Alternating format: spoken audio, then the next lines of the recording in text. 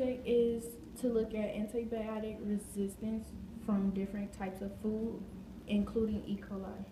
By Azaniah Smith, Taliyah, Payne, and Remi Adams. So our introduction is to determine if food has E. coli and if it's found in frozen foods, fresh foods, and different samples of chicken. So we also tested the different foods to see if it presented E. coli.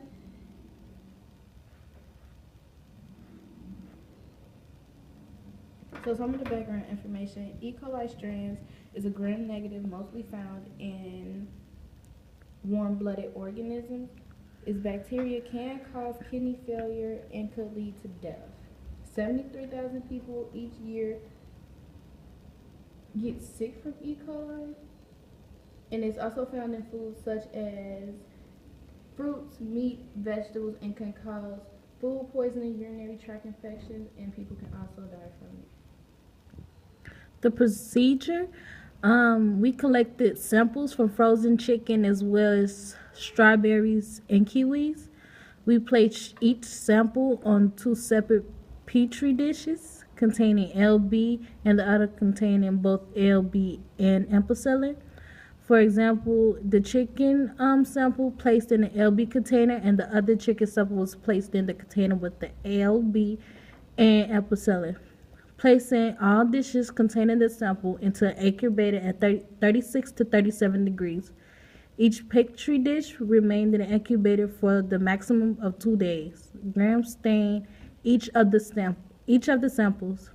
Take a sample from each petri dish containing growth and place them in separate petri dishes that contain LB.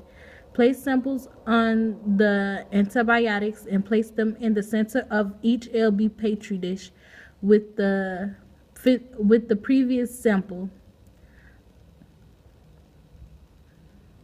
And these are the samples. Not the samples. These are the petri dish growths.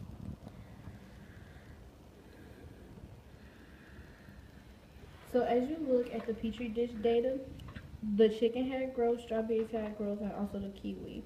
There was no growth or anti-resistance against penicillin when we did the strawberries for the LB/AMP sample. Here are the gram stain slides before we started our project, and here are the samples after. Using the microscope. Yeah, using the microscope. Once we saw all the bacteria growth under the microscope, we also drew the pictures so you could see some of the data samples that we collected. So our gram stain data and explanation. The LB sample, chicken was negative, strawberries was negative, kiwi was negative. But the LPN sample did not show negative for the strawberries, which was an error analysis in our project. Here are the antibiotic resistance testings for the chicken, kiwi, and strawberry. As you can see, there was little to no growth on the kiwis, but there was a little to no growth on the strawberries as well. The chicken had more growth as you look closely, which determined that it was antibiotic resistant. What's the kiwi? I was trying to stop you. Based off the antibiotic resistance testing, it is determined that the kiwi of the LB-AMP sample is antibiotic resistant. The antibiotic resistance consists of the antibiotic that was placed within the petri dish does not prevent the bacteria growth.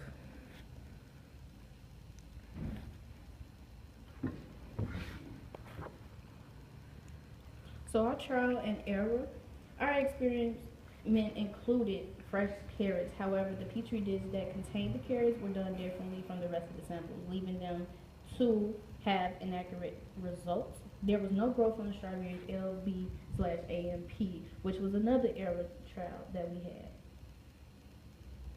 So our overall results and conclusion is all samples had growth except for the LB/AMP with the strawberry samples. This means that the bacteria was killed with the ampicillin. As of the original question is if any of the samples are antibiotic resistant, the pre-cut kiwi LB AMP sample was tested resistant against both ampicillin and tetracycline, proving that neither antibiotic can prevent the growth of E. coli. Given the possibility that the bacteria found in this kiwi is in fact antibiotic resistant. So our citations are here. We